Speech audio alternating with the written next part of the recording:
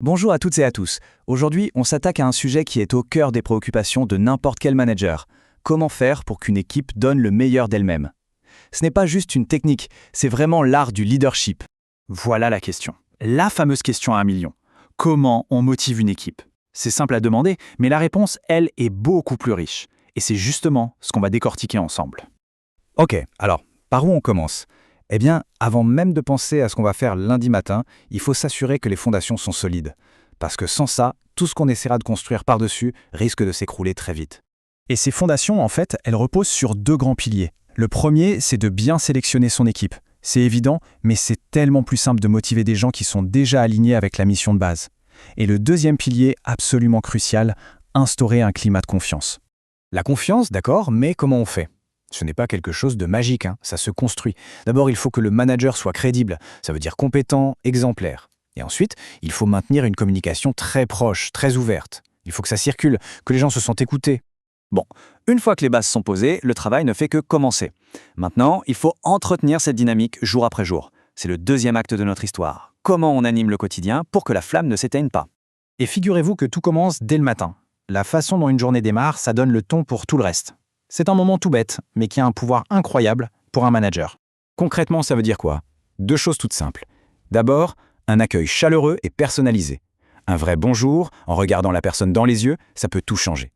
Et deuxièmement, être hyper clair sur les objectifs de la journée. Quand on sait où on va, on y va avec beaucoup plus d'énergie et moins de stress. Au-delà de ce démarrage, il faut ensuite cultiver un véritable esprit de réussite. L'idée, c'est de créer une ambiance où les gens ont envie de se dépasser, où la performance est valorisée. Et pour ça, on peut imaginer une sorte de cycle. D'abord, on crée une compétition saine, un petit challenge pour stimuler tout le monde. Ensuite, bien sûr, on récompense celles et ceux qui performent le mieux pour montrer que l'excellence paie. Mais, et ce point est essentiel, on n'oublie jamais de valoriser le travail de toute l'équipe. Parce qu'une victoire, c'est toujours collectif. Là, on monte encore d'un cran. On passe des actions de tous les jours à la posture, à la philosophie du manager. On ne parle plus seulement de faire des choses, mais d'être un leader. C'est là que tout prend son sens.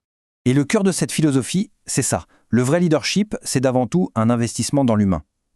Un manager n'est pas juste là pour atteindre des objectifs chiffrés. Sa plus grande responsabilité, c'est de faire grandir les membres de son équipe.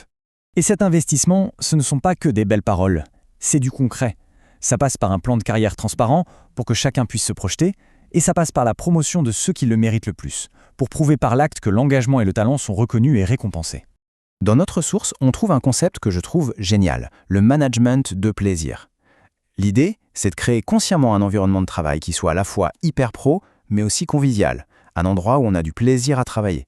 Parce que le plaisir, ce n'est pas l'ennemi de la performance, bien au contraire, c'est son carburant.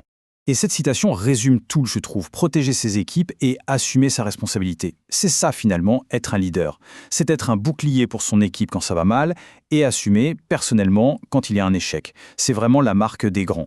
Allez, il est temps de rassembler toutes les pièces du puzzle. Si on devait faire une synthèse de tout ce qu'on vient de voir, à quoi ça ressemblerait? En résumé, tout repose sur 3 piliers. Le premier, des fondations solides, c'est-à-dire les bonnes personnes et une confiance totale. Le deuxième, un engagement au quotidien avec des routines positives et de la reconnaissance. Et enfin, le troisième, un leadership visionnaire qui pense à la croissance des gens, au plaisir au travail et à la protection de l'équipe. Et je voudrais qu'on se quitte sur cette question qui change un peu la perspective. Et si la motivation, ce n'était pas un but en soi? Si ce n'était pas quelque chose qu'on devait fabriquer tous les matins? Et si en fait, c'était tout simplement la conséquence logique d'un bon management? Une idée à méditer. Merci beaucoup pour votre attention.